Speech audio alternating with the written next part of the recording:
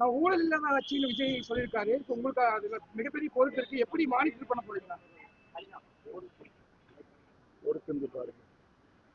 9 அமைச்சர்கள் மட்டும்தான் 10 வருஷம் 10 அமைச்சர்கள் மட்டும்தான் பொறுப்பேற்றிருக்கோம். மற்ற அமைச்சரவை விரிவாக்கம் கூறி இருக்கும். அதிமுக உள்ள வர்றது பயன்படுத்தா பொதுவாக எப்போதுமே அப்படிதான். புரட்சித் தலைவர் அம்மா இருக்கிற போது 7 பேர் தான் போட்டாங்க. அதுக்கப்புறம் படிப்படியாக நிறுவனம். இது முதலமைச்சருடைய பணியை நின்று எப்படி இதை இயக்குவது என்பது அவர்தான் சொல்ல வேண்டும். எங்களை பொறுத்தவரையிலும் இப்போது ஒரே ஒரு கருத்தை சொல்ல விரும்புகிறேன். நான் என்று ஒருவன் நினைத்தால் ஆண்டவன் தான் என்று காட்டி விடுவான். அதுதான் இப்போ இருக்கு.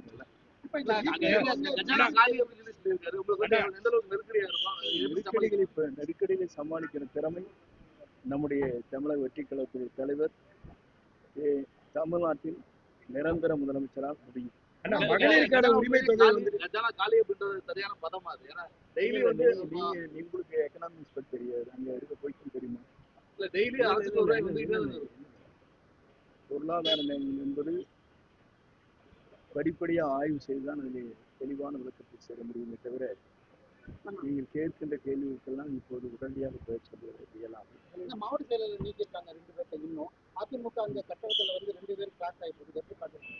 பொதுவாக அவருடைய நிலைப்பாடுகளை பார்க்கின்ற போது புரட்சித் தலைவர் எம்ஜிஆர், புரட்சித் தலைவர் அம்மாவுடைய இயக்கம் அவரால் இன்றைக்கு வலுவிழந்திருக்கிறது என்பதை நான் குறிப்பிட முடியும். தான் ஒருவர் மட்டும் இருந்தால் போதும் என்று நினைக்கிறார். அது காலத்தின் கட்டாயம் அது மாற்றிக்காட்டு. மகளிர் உரிமை தொகை ஒரு சிலருக்கு கிடைக்கலங்கிற ஒரு இது வந்திருக்குன்னா நிறைய பேருக்கு இது 2 நாள் ஆச்சு. இத்தனை கேள்வி கேட்டான். நீங்க யோசிச்சு ராத்திரி படுத்துட்டு கேட்டுருந்தீங்கன்னா இருங்க, என்னுடைய கேள்வி என்ன? அப்போதான் கவர்மெண்ட் ஃபார்ம் ஆயிருங்க. இல்லைங்க, ஒரே நிமிஷம் இருங்க. இப்போதான் கேபினட் இது பண்ணி போர்ட்போலியோ அலாட் பண்ணியிருக்காங்க. நாங்கள் இப்போதான் சென்னைக்கே போனோம். அதுக்குள்ள இவ்வளோ கொஸ்டின் கேட்டால் இப்படி ஆன்சர் பண்ணுங்க. நீங்களே உங்கள் வீட்டில் உங்களுடைய பொருளாதாரத்தை பற்றி சொல்ல முடியுமா? பையனுக்கு என்ன செலவு, பிள்ளைக்கு என்ன செலவு, உங்களுடைய வருவாய் என்னங்கிற சொல்ல முடியுமா உங்களால்? நீங்கள் லாங் டைம் தான் இருக்கு. நீங்கள் ரிப்போர்ட்டர்ஸ் சொல்லுங்க பார்த்து. இல்லை ஆமாம், 1 by 1 தான் செய்வாருங்க. அவரை பொறுத்தளவுக்கு அது இப்போ பார்த்தீங்கன்னா எல்லா நடவடிக்கையும் நீங்கள் கூர்ந்து கவனித்தா தான் தெரியும். முதல் எடுத்த உடனே அவர் சொன்னது 200 யூனிட் மக்கள் வரவேற்றார்கள். அது மட்டும் இல்ல, மகளிருக்கு பாதுகாப்பு அளிப்பது, போதைப் பொருளை தடுப்பது, தொடர்ந்து அந்த நடவடிக்கை மேற்கொண்டு வருகிறார்.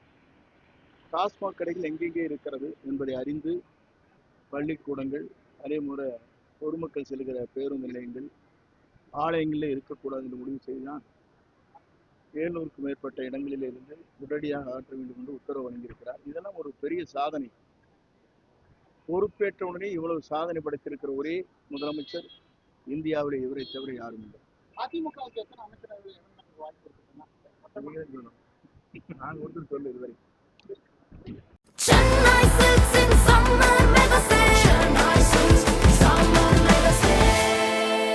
The Chennai Silks in Mega Summer Sale.